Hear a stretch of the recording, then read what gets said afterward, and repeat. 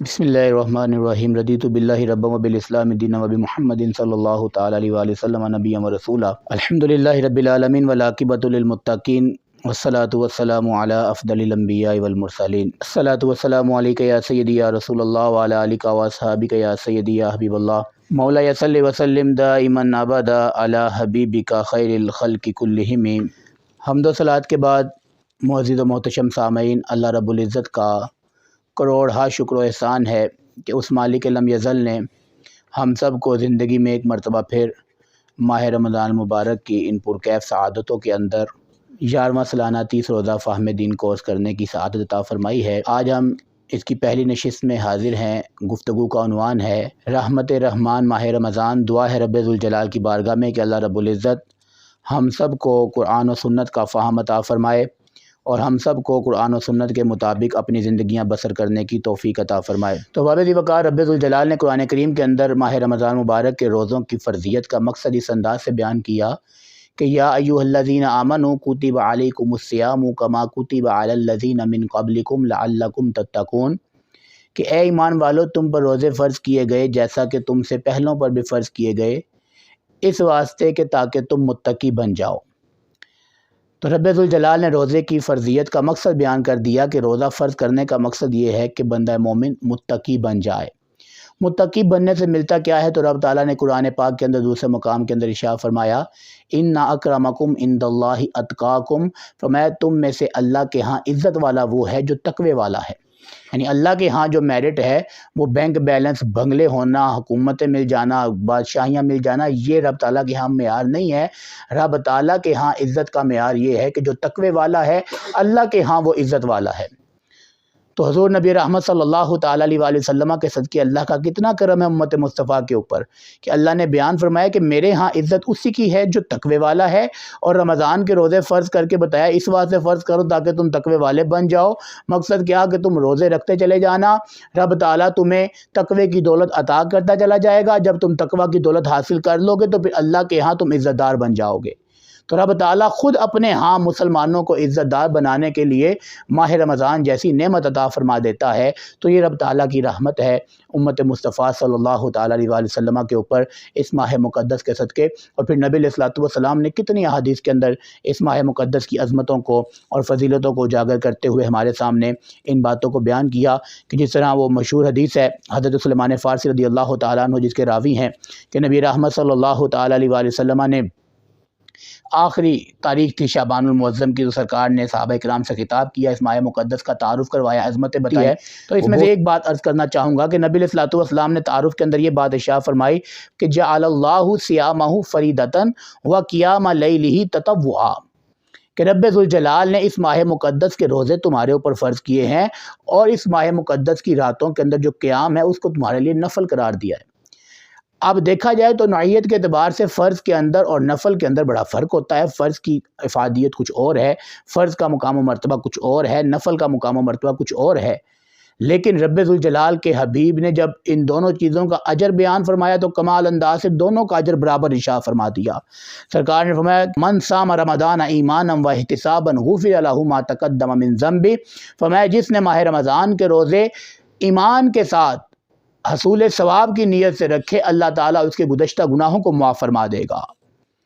اور اسی طرح انعام رات کے قیام کے متعلق بھی سرکار نے ارشاد فرمایا کہ ومن قام رمضان ایمانا واحتسابا غفر له ما تقدم من ذنبہ، کہ جس نے ماہ مقدس رمضان مبارک کی راتوں کا قیام کیا ایمان کے ساتھ حصول ثواب کی نیت سے، رب تعالیٰ اس کے بھی گزشتہ گناہوں کو معاف فرما دے گا۔ تو یہ ہے رحمت رحمان ماہ رمضان میں کہ دیکھا جائے تو فرض زیادہ اہمیت والا ہوتا ہے، اس کے مقابلے میں نفل کی اہمیت اور ویلیو کم ہے، لیکن جب اجر دینے کی بات آئی تو رحمان نے اجر دونوں کا برابر عطا فرما دیا۔ تو اس انداز سے رب ذوالجلال نے امت مصطفیٰ صلی اللہ تعالیٰ علیہ وآلہ وسلم کے اوپر یہ بڑا انعام کیا ہے ماہ رمضان مبارک عطا فرما کر۔ اس بات کو بھی بیان کیا کریم آقا علیہ الصلوۃ والسلام نے فرمایا کہ رب ذوالجلال نے ماہ رمضان کے لحاظ سے میری امت کے اوپر یہ انعام کیا ہے کہ 5 چیزیں ایسی ہیں جو صرف میری امت کے لیے خاص ہیں۔ یعنی مجھ سے پہلی امتوں کے لیے روزے تو تھے لیکن ان کے اوپر یہ 5 انعام نہیں تھے، جو یہ 5 انعام اللہ نے میری امت کو عطا فرمائے ہیں۔ اب وہ 5 انعام کیا ہیں؟ تو نبی علیہ الصلوۃ والسلام نے وہ 5 انعام بیان کرتے ہوئے ارشاد فرمایا، پہلا انعام یہ ہے کہ جب ماہ رمضان مبارک کی پہلی رات آتی ہے تو رب ذوالجلال اپنے بندوں کی طرف رحمت کی نظر سے دیکھتا ہے، اور فرمایا جس کو رب رحمت کی نظر سے دیکھ لے پھر اللہ اسے کبھی عذاب نہیں دیتا۔ یعنی یہ ہے رمضان مبارک کے اندر رحمت رحمان کہ رب ذوالجلال نے پہلی رات ہی اپنے بندوں کی طرف رحمت کی نظر سے دیکھا ہے۔ اور صدقے جاؤں جس کو رب رحمت کی نظر سے دیکھ لے اس کے کیا مقدر ہیں، اس کی کیا شانیں ہیں، لیکن وہ شان کتنی وراء الورا ہے جو حضور نے خود بیان فرما دی۔ فرمایا یہ شان کمال ہے کہ اللہ جس کو رحمت کی نظر سے دیکھ لیتا ہے پھر اللہ اس کو کبھی عذاب نہیں دیا کرتا۔ تو یہ رحمان کی رحمت رمضان کے صدقے ملی ہے کہ رب ذوالجلال اپنے بندوں کو عذاب سے بچانے کے لیے ماہ رمضان عطا فرماتا ہے۔ اس نے بخشش کے مختلف بہانے بنائے ہوئے ہیں، اور ان بہانوں میں سے ایک عظیم بہانہ ماہ رمضان بھی ہے کہ جو رب ذوالجلال امت مصطفیٰ کو عطا فرما دیتا ہے کہ تاکہ امت مصطفیٰ صلی اللہ تعالیٰ علیہ وآلہ وسلم کی بخشش ہو سکے۔ اور پھر نبی علیہ الصلوۃ والسلام نے دوسرا انعام ارشاد فرمایا، بندہ جب صبح سے لے کر شام تک بھوکا پیاسا رہتا ہے، پھر چونکہ ٹوتھ پیسٹ وغیرہ کا استعمال نہیں کرتے کہ رات اگر اندر چلے گا تو روزہ ٹوٹ جائے گا، تو وہ کیا ہے تو منہ میں سے کچھ بو آنا شروع ہو جاتی ہے۔ تو کریم آقا علیہ الصلوۃ والسلام نے اس بو کا مقام ارشاد فرمایا۔ لوگوں کے لحاظ سے تو معاملہ اور ہے نا، لوگ تو بو آنا شروع ہو جائے کسی کے منہ سے تو لوگ اس سے نفرت کرنا شروع کر دیتے ہیں، اس کے ساتھ کلام کرنا کم کر دیتے ہیں، اسے کہتے ہیں تھوڑا ہٹ کر کلام کیا کرو۔ لیکن سرکار نے فرمایا یہ جو بو روزے دار کے منہ سے آتی ہے یہ اس کا کیا مقام ہے؟ تو سرکار دو عالم صلی اللہ تعالیٰ علیہ وآلہ وسلم نے ارشاد فرمایا یہ جو شام کے وقت روزے دار کے منہ سے بو آتی ہے اللہ کے ہاں یہ بو کستوری سے بھی زیادہ عمدہ ہے، کستوری سے بھی زیادہ رب تعالیٰ کے ہاں یہ بو جو ہے وہ مقام رکھتی ہے۔ تو اس انداز سے نبی علیہ الصلوۃ والسلام نے ماہ رمضان کے لحاظ سے یہ خصلتیں 5 جو ہیں ان کا ذکر کرتے ہوئے دوسری خصلت یہ بیان فرمائی، اور تیسری خصلت اور تیسرا انعام رب تعالیٰ نے جو امت مصطفیٰ کو صرف عطا فرمایا ہے رمضان کے لحاظ سے، کریم آقا علیہ الصلوۃ والسلام نے اس کو بیان فرمایا۔ تیسرا انعام یہ ہے کہ فرشتے ان کے لیے، کن کے لیے؟ جو روزہ رکھنے والے ہیں، روزے داروں کے لیے۔ فرمایا فرشتے روزے داروں کے لیے ہر دن اور ہر رات میں دعائیں مغفرت کرتے رہتے ہیں۔ آج کسی کے لیے کوئی بہت بڑے عالم دین دعا کر دیں وہ خوش ہو جاتا ہے کہ یار میرے لیے فلاں عالم دین نے دعا کی، کسی کے لیے کسی کا پیر دعا کر دے لوگ خوش ہو جاتے ہیں کہ یار پیر صاحب نے دعا کر دی۔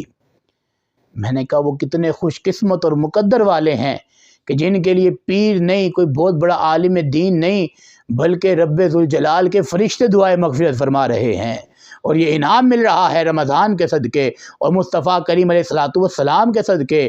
یہ 3 انعام ہو گئے۔ چوتھا انعام رب ذوالجلال جو امت مصطفیٰ کو عطا فرماتا ہے ماہ رمضان کے ذریعے، تو سرکار دو عالم صلی اللہ تعالیٰ علیہ وآلہ وسلم نے ارشاد فرمایا رب ذوالجلال جنت کو حکم دیتا ہے، رب ذوالجلال کی طرف سے جنت کو حکم ہے۔ کس انداز سے؟ کیا انداز ہے؟ رب جنت سے فرماتا ہے کہ میرا بندہ بڑی مشقت کاٹ کے آ رہا ہے، دیکھیں نا بھوک برداشت کرنی ہے، پیاس برداشت کرنی ہے، سارا دن اپنے آپ کو بھوکا پیاسا رکھنا ہے، تو مشقت تو ہے، لیکن اس مشقت کے بدلے انعام کیا مل رہا ہے؟ رب جنت سے کہہ رہا ہے سج سور جا، اے جنت میرے بندے مشقت کاٹ کر آئیں گے تو پھر تجھ میں آ کر وہ آرام فرمائیں گے۔ رب تعالیٰ کی طرف سے اس انداز سے بندہ مومن کے اوپر نوازشات ہو رہی ہیں ماہ رمضان مبارک کے اندر۔ اور 5واں انعام کیا ہے؟